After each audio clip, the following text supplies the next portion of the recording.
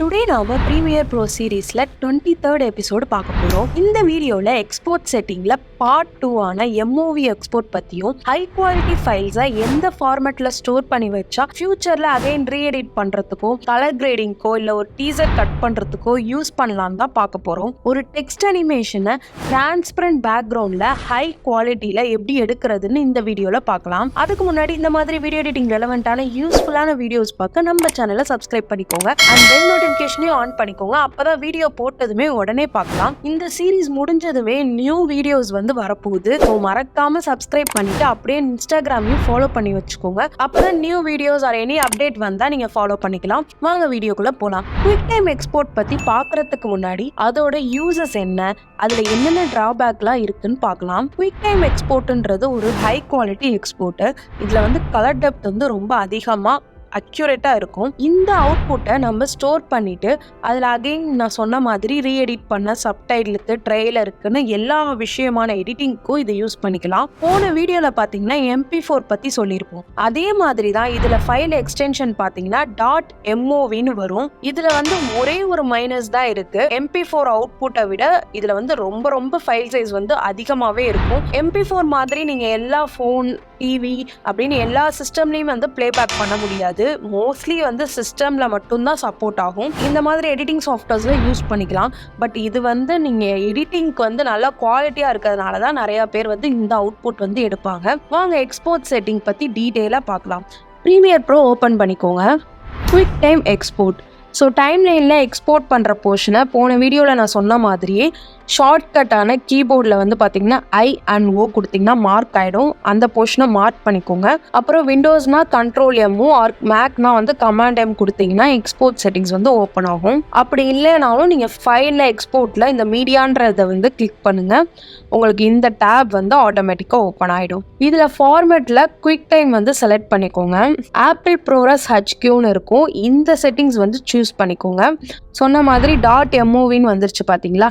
So இதை உங்களுக்கு எந்த லொக்கேஷனில் சேவ் பண்ணுமோ அதுக்கு ஏற்ற மாதிரி சேவ் பண்ணிக்கோங்க. இந்த ஆப்பிள் ப்ரோரஸ் HQன்றது இருக்கிறதுலே ரொம்ப ஹை குவாலிட்டியான ப்ரீசெட். மோஸ்ட்லி மேக்ல இன்பில்டாக வரும். விண்டோஸில் இப்போ வர வெர்ஷனில் எல்லாமே இன்பில்டாக இந்த ஆப்பிள் ப்ரோரஸ் கொடுத்துருக்காங்க. ஸோ இதுதான் நீங்கள் எப்பயுமே சூஸ் பண்ணிக்கணும் எம்ஓவி எக்ஸ்போர்ட்டுக்கு. கீழே செட்டிங்ஸில் பார்த்தீங்கன்னா ஆட்டோமேட்டிக்காகவே உங்களுக்கு எல்லா செட்டிங்ஸும் செலக்ட் ஆகிடும். So use maximum render quality இருக்குது பார்த்தீங்களா, இதை மட்டும் டிக் ஆன் பண்ணிவிட்டு எக்ஸ்போர்ட் கொடுத்தீங்கன்னா உங்களுக்கு எக்ஸ்போர்ட் ஆகிடும். இப்போ பாருங்கள், சின்ன ஃபைல் தான் நான் எக்ஸ்போர்ட் பண்ணியிருக்கேன்.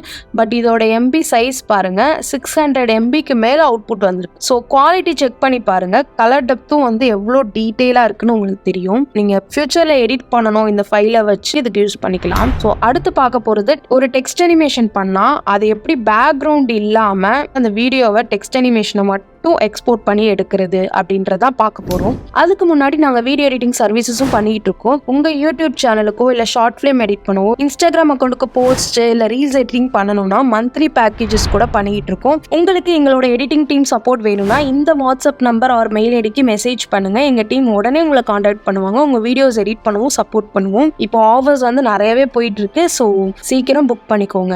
வாங்க வீடியோக்குள்ள போகலாம். பேக்ரவுண்ட் இல்லாமல் எக்ஸ்போர்ட் எடுக்கிறதுக்கு இந்த லோயர் தேர்ட் டெக்ஸ்ட் அனிமேஷனை நான் எடுத்திருக்கேன். ஸோ இந்த பேக்ரவுண்ட் வருது பார்த்தீங்களா, இந்த பிளாக், இதை ரிமூவ் பண்ணிட்டு ஒன்லி டெக்ஸ்ட் மட்டும் வர மாதிரி டிரான்ஸ்பரண்டாக நம்ம இப்போ அவுட்புட் எடுக்கிறதா பார்க்க போகிறோம். ஸோ சேம் எக்ஸ்போர்ட் செட்டிங் போய்க்கோங்க. ஸோ ஃபார்மேட்டில் சேம் அந்த குயிக் டைமே செலக்ட் பண்ணிக்கோங்க.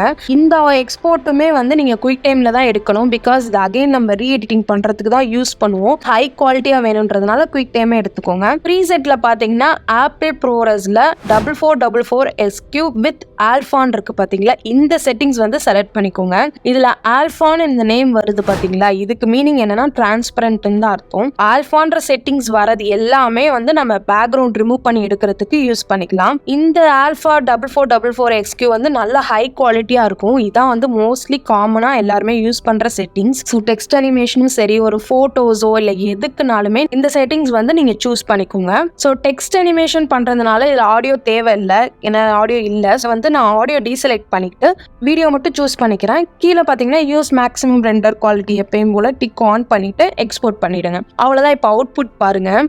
இந்த மாதிரி ஒயிட்டாக டிரான்ஸ்பரண்ட்டாக உங்களுக்கு ஒரு அவுட்புட் வரும். இதை நீங்கள் வந்து எந்த வீடியோ ஆர் இமேஜ் மேலேயும் நீங்கள் டாப் லேயராக பிளேஸ் பண்ணிவிட்டு இந்த டெக்ஸ்ட் அனிமேஷனை நம்ம யூஸ் பண்ணிக்கலாம். இப்போ ஒரு சாஃப்ட்வேர்லேருந்து மற்ற சாஃப்ட்வேருக்கு கொண்டு போகிறதுக்கு கூட நீங்கள் இந்த டெக்னிக் வந்து யூஸ் பண்ணலாம். இதில் வந்து டெக்ஸ்ட் மட்டும்தான் எடுக்க முடியுமா அப்படின்னா அப்படி இல்லை.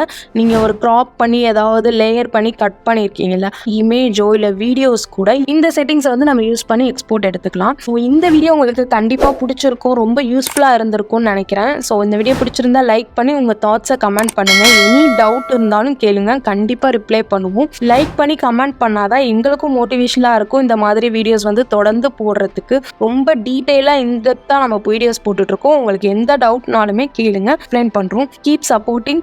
அடுத்த எபிசோடில் இமேஜ் எக்ஸ்போர்ட்டில் ஜேபக்னா என்ன, பிஎன்ஜி சீக்வன்ஸ் எப்படி எடுக்கிறது, டிபிஎக்ஸ் சீக்வன்ஸ் வந்து எதுக்கு எடுக்கிறோம், அது எப்படி யூஸ் பண்ணுறோன்றத பார்க்க போகிறோம். ஸோ ஆடியோ எக்ஸ்போர்ட் பற்றியுமே டீட்டெயிலாக அடுத்து வர எபிசோட்ஸில் பார்க்க போகிறோம். So thank you, by. நெக்ஸ்ட் வீடியோவில் பார்க்கலாம்.